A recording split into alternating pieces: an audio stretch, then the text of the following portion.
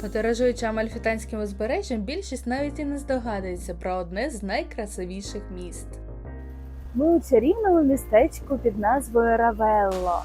Ще його називають містом музики, оскільки тут влітку протягом 50 років вже проводять фестиваль музики, а відбувається він у віллі під назвою Руффало.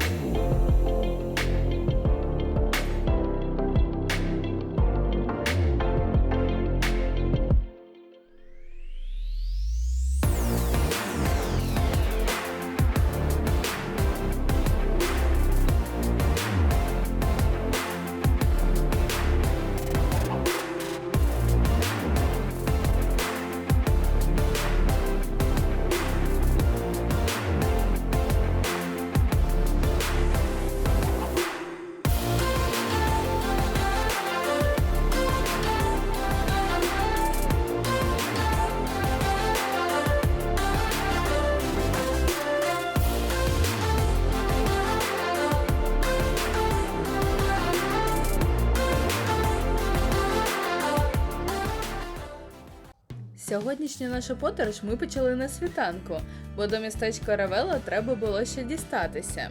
Однак завдяки цьому ми зловили одні з найкрасивіших кадрів сходу сонця на цьому узбережжі. До речі, у попередньому відео про Амальфі я вже детально розповідала, як дістатися громадським транспортом до містечка Равелло. У нашому випадку все дуже просто. Ми доїжджаємо з містечка Сант'Агата до Амальфі, а вже звідти пересадка на автобус у гори. Якщо ви плануєте подорож до Равелло, дуже раджу подивитися відео, там є всі нюанси, які зможуть зекономити вам час і нерви. Чим же ж таке особливе містечко Равелло? Воно дуже маленьке, розташоване високо над узбережжям, приблизно на 350 метрах над рівнем моря. Саме завдяки цій висоті тут відкриваються панорами, які складно передати словами. Здається, ніби ти дивишся на узбережжя з балкона над світом.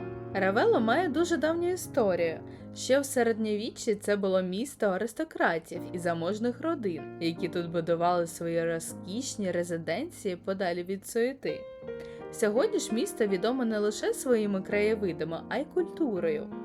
Саме тут щоліта проходить знаменитий Равелло фестиваль, один з найкрасивіших музичних фестивалів у Європі, де концерти відбуваються просто неба на фоні безкрайого моря. Загалом містечко Руффало відомо своїми двома віллами – віллою Руффало та віллою Чемброне. Першою віллою, яку ми відвідаємо, буде вілла Руффало.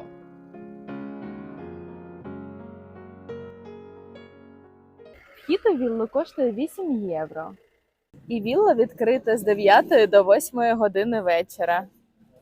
А ось і вхід у віллу Руффало. Buongiorno. До речі, зовсім випадково нам пощастило потрапити на виставку німецького художника Ансельма Кіфера, який досліджує жіночі архетипи, що поєднують творення та руйнування. Серія називається «Le donne della antichità» – «Жінки античності». Це 7 безголових фігур, створених із незвичайних матеріалів. А тепер щодо вілли. Вілла умовно поділена на декілька частин. Це історичні будівлі, внутрішні зали, з яких відкривається красивий вид з балконів, вежа та величезні терасні сади. Сама вілла з'явилася ще у 13 столітті та поєднує у собі нормандську та арабські архітектури. А у 19 столітті вона перейшла у власність одного відомого шотландського аристократа, який був великим поціновувачем краси та рослин. І відтоді ця вілла вважається однією з найгарніших у світі.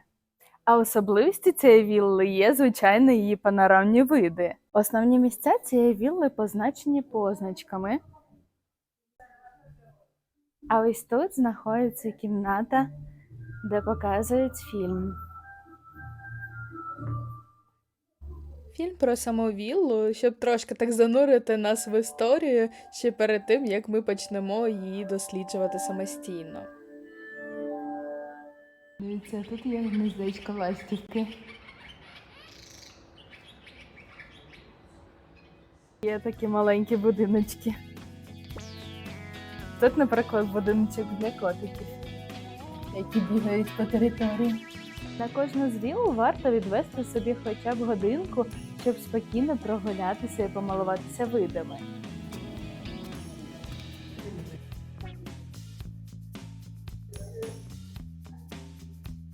Далі ми завітали у основне приміщення вілли. Тут знаходяться зали, у яких розміщені сучасні арт-об'єкти. Наприклад, те, що ми бачили у скляних вітринах, це різні музейні експонатні бокси. Дивіться, який цікавий камінчик з пірічком. Одна з зал присвячена Маріо Паріллі, сучасному митцю, чиї роботи тут виставляються. Але скажу вам, що найголовніше тут не ці зали, а вихід на балкони. Тому що звідси відкриваються просто такі грандіозні види на усю рослинність, яка тут є. Боже, яка краса неймовірна. Все це просто виглядає як намальована картина.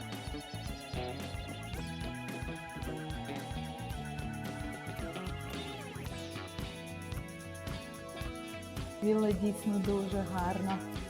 Навпроти цих зал знаходиться вежа, яку складно не помітити. Спочатку я думала, що туди треба додатковий квиток, однак вхід туди вільний. А ось тут вхід на вежу. Всередині знаходиться невеликий музейний простір, картини, скульптури та експозиції. А далі підйом сходами вгору і там оглядовий майданчик. І ракурс звідти – вау!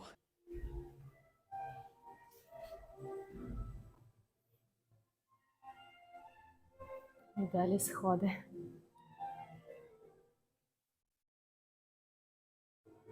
Цікаво, що вгорі. Думаю, оглядовий майданчик має бути. Фух, складно підійматись. Так, дійсно, вгорі тут маленький оглядовий майданчик. Закритий ось таким склом.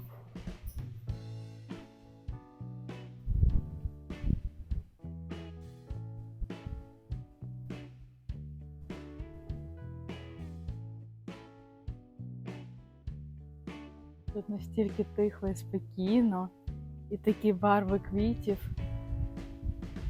Дуже гарно.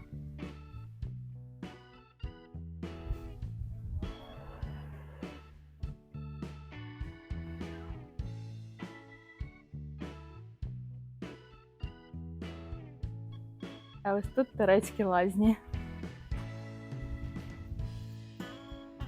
Маленька така кімнатка.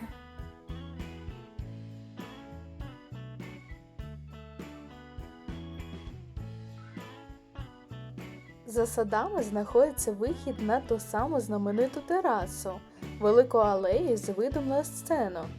Саме на цій сцені проходить Равелло-фестиваль, який є одним з найстаріших і найкрасивіших музичних фестивалів Європи. Він проходить щоліта, зазвичай з червня по вересень. Головною фішкою цього фестивалю є концерти просто неба, на фоні моря, неба і цих неймовірних краєвидів. Тут виступають всесвітньо відомі музиканти, оркестри, оперні співаки, джазові виконавці, піаністи. І, до речі, фестиваль був натхнений композитором Річардом Вагнером, який колись відвідав Равелло і був настільки вражений, що назвав це місце ідеальним для музики. А тут яка цікава скульптура у вигляді весільної сукні. Це одна з тих 7 фігур жінок античності. До речі, вони створені усі з незвичайних матеріалів – свинця, крейди і навіть колючого дроту. Всі вони уособлюють жіночі образи з історії та міфології, показуючи жіночу силу як щось складне. Останнє, що ми відвідаємо у цій віллі – це сади. Виходимо до садів. Боже, як гарно. О, дивіться, і тут скульптури з весільними сукнями.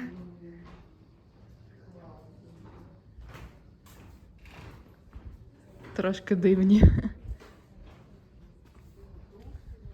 Вау.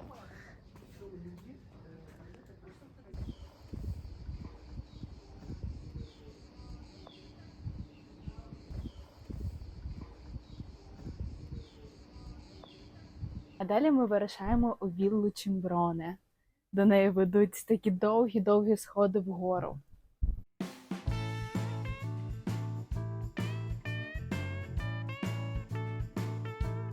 Прокоментуйте, як ви себе почуваєте в таку спеку. Нормально, нічого. А мама, наче ні. Взагалі легко.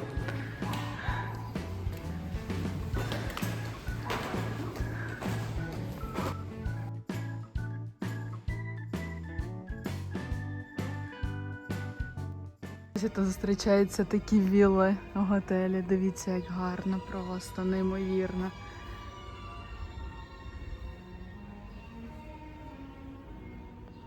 Тепер ми спускаємось вниз і подивіться, які тут види.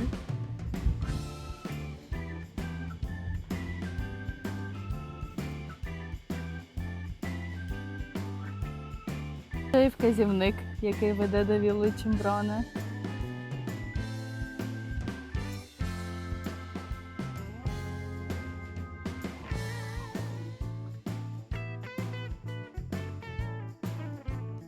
Вілла Чимброне є ще одним неперевершеним місцем в Равелла. Вона відома своїми панорамними садами та вражаючими скульптурами. Вілла відкрита з 9 до 18:45. Вхід сюди коштує 10 євро, і нам дали таку величезну карту. Зараз будемо розбиратись, куди йти. Територія займає приблизно 6 гектарів, і коли дивишся на карту, це одразу помітно, простір тут справді великий. Що ж тут знаходиться? Сади, довгі алеї, тераси, оглядові майданчики, старовинні архітектурні елементи, статуї, квітники, оливкові гаї, трояндові сади, павільйони, невеликий ресторанчик, а також сам історичний палац, який сьогодні працює як готель класу люкс. Одразу біля входу до садів розташована крипта, яка є однією з найатмосферніших частин комплексу. Велика кам'яна зала з масивними колонами, арками та напівтемним простором. Виглядає дуже середньовічно. На жаль, крипта закрита, однак це дуже чарівне місце. Воно знаходиться ось тут, прохід до нього. І якщо ви тут будете і вам вдасться туди потрапити, то вам дуже пощастить, оскільки це місце дуже часто закрите через те, що там проводять весілля або якісь визначні події. Обов'язково додам фото, як воно виглядає. Раніше на місці вілли Чимброне була стародавня римська вілла. Потім тут знаходився сільськогосподарський маєток. А у часи відродження вілла перейшла у власність до родини Фуско і була перевтілена по моді тодішнього Ренесансу. Протягом декілька століть вілла процвітала, а потім, як це часто буває, занепала.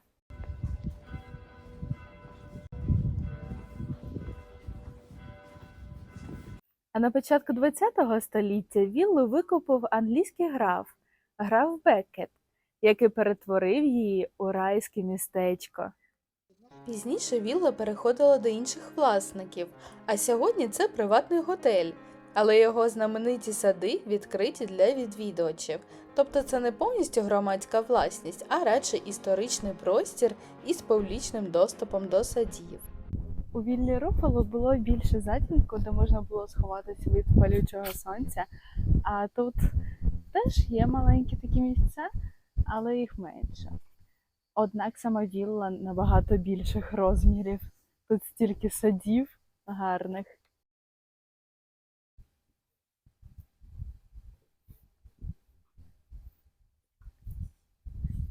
Що ти там побачив? Ящерки? Ага. Де? Така швидка. Ох. У кожному куточку садів вілли ховаються античні колони, мармурові статуї та квіткові орнаменти, які разом утворюють ідеальну гармонію. Це місце також пов'язане з багатьма відомими особистостями. Його відвідували Вірджинія Вульф, Уїстон Черчилль та Грета Гарбо. А ось це місце називається терасою безкінечності, бо звідси відкриваються неймовірні види і дійсно наче безкінечність.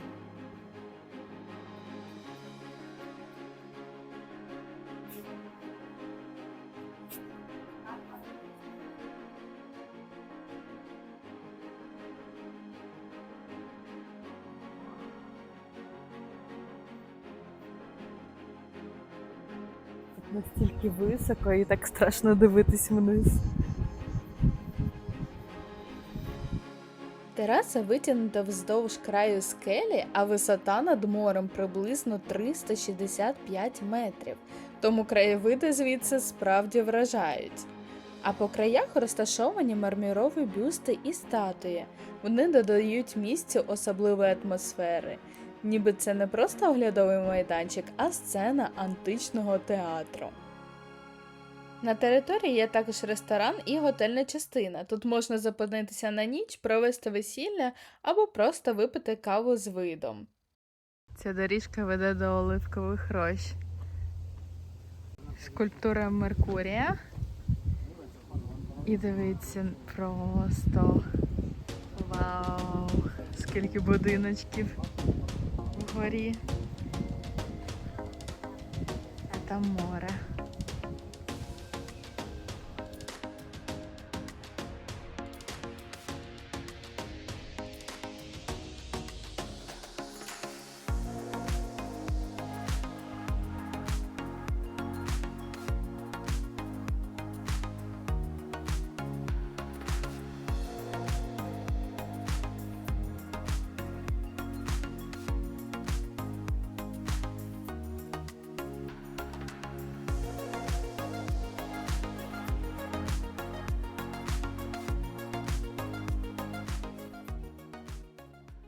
А ось це тераса Троянд.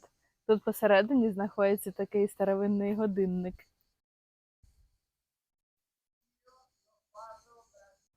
Ця тераса Троянд вважається однією з найромантичніших зон вілли Чимброне. На кожному з кущиків троянд вказано, коли був цей сорт виведений. Тобто це своєрідний паспорт сорту, так відвідувачі можуть зрозуміти, наскільки давній або рідкісний той чи інший різновид троянд. А ось це чайна кімнатка.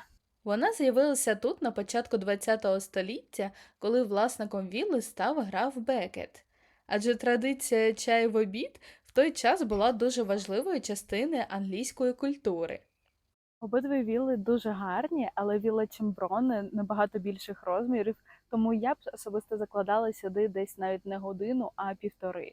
Якщо ви плануєте свою поїздку сюди влітку, то раджу приїжджати до цих віл з самого ранку, оскільки вже навіть після 10-11 години тут дуже спекотно.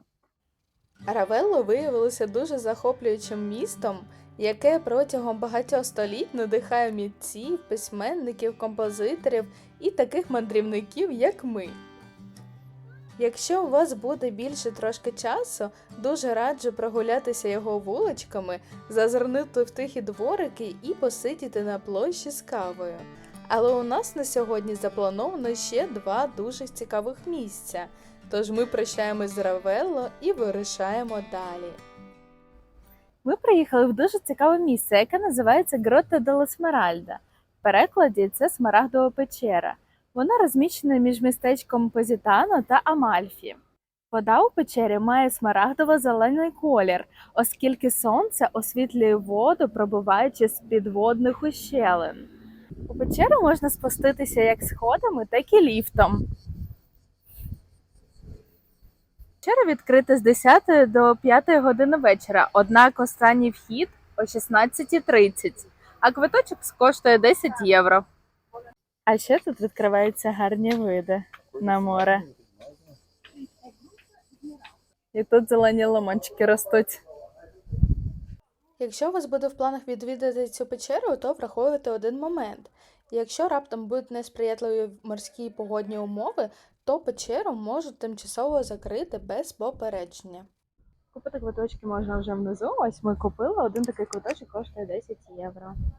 І треба трошечки почекати, поки збереться кількість потрібно людей. Десь приблизно 20 людей має бути в човнику.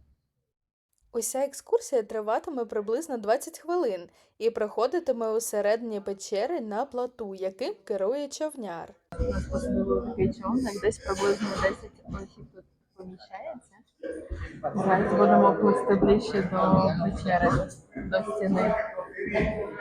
Човник вже заповнюється. У нас все-таки тут сідає 20 людей. Смарагдова печера – це карстова порожнина, яка частково заповнена морською водою.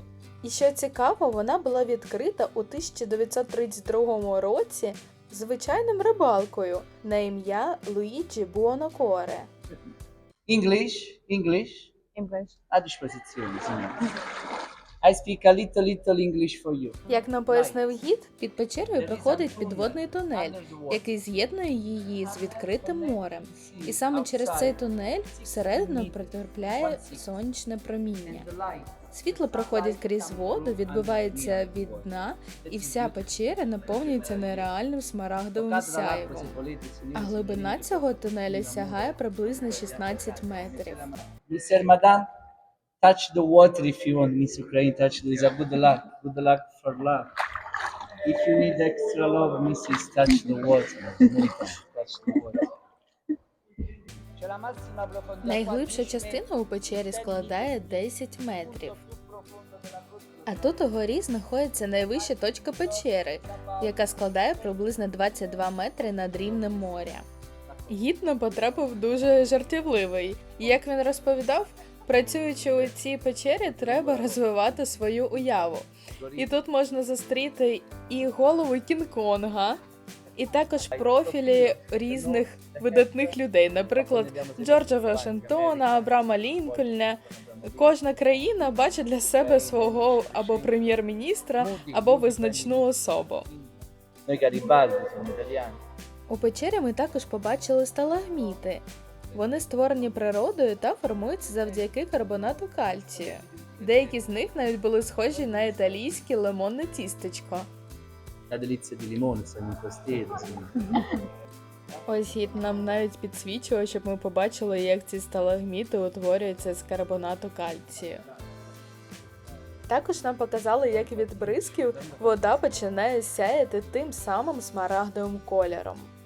And look on the top of the water. Miss Ukraine, looking for you. Vedi, signore, la luce come si illumina di smeraldi, signore. Una pioggia di smeraldi e di smeraldoni for you. Looky. Як ви вже знаєте, печеру відкрив місцевий рибалка у 1932 році. Але, що цікаво, потрапив він сюди через отвір зверху. Тобто це природний вхід до печери. I show you now a Timitas deep, baby Jesus, Maria, under the water. I will move the water like a Moses. Bisogna appena l'acqua si schiarisce. That's a miracle. Eccola qua, signore, proprio sotto di lui. Gesù, Mary, Joseph. Екскурсія була дуже швидка, десь хвилин 15-20 від сили. І в кінці екскурсовод просить, щоб йому залишали чайові. Ну, враження таке трошки двояке. З одного боку, так, це гарно виглядає освітлення, коли є прохід з води до печери. Так, але трошки, як на мене, розкручений такий варіант. Ну, 10 євро це однозначно не коштує. Тому дивіться самі. З одного боку можна піти, з іншого,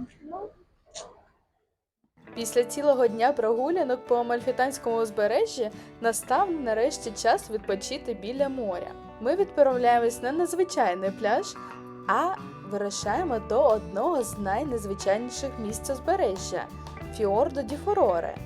Це місце дуже популярне серед туристів, але є один парадокс. Проїжджаючи повз автобусом чи автомобілем, його можна навіть не помітити. І лише коли спускаєшся вниз або дивишся з моря, відкривається справжня магія цього місця. Між високими скелями заховався вузький пляж, а над ним височіє знаменитий кам'яний арковий міст. Саме він став символом фьорду ді Фуроре. Коли крізь цю природну ущелину проходять човни, заходять яхти, а сонце підсвічує скелі і воду, виглядає це просто неймовірно. До речі, попри назву, це не справжній фьорд у скандинавському значенні. Це глибока морська ущелина, створена потоком води, який тисячоліттями прорізав скелі і вийшов до моря. Маленьке містечко Фуроре, яке налічує усього лише 1000 жителів. Фуроре у перекладі означає гнів. Тут хвилі так б'ються о скелі, що створять гуркіт, шум, і тому місто було названо Фуроре. Однак у місцевих на цей рахунок є своя легенда. Сюди завітав дьявол, який вирішив спокусити місцевих жителів. І вони вигнали його з міста, а у якості помсти він вирішив випорожнитися на місто і підтерся кропивою. І так було чути його крик, що місто і було прозвано Фуроре. Тут такий маленький пляж, будиночки на скелях. І можна виплисти собі відкрите море.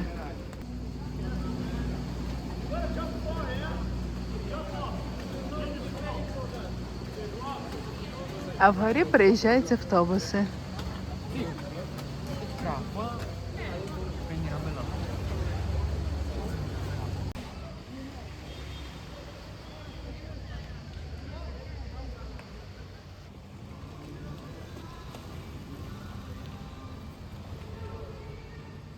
А тут, до речі, кам'янистий пляж.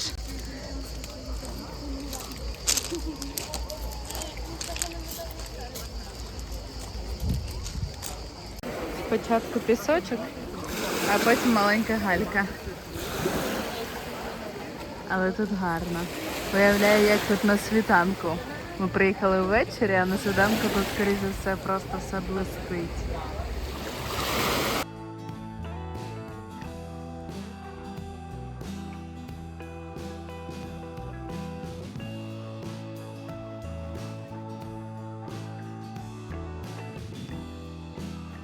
А ось після купання нас чекав неочікуваний сюрприз.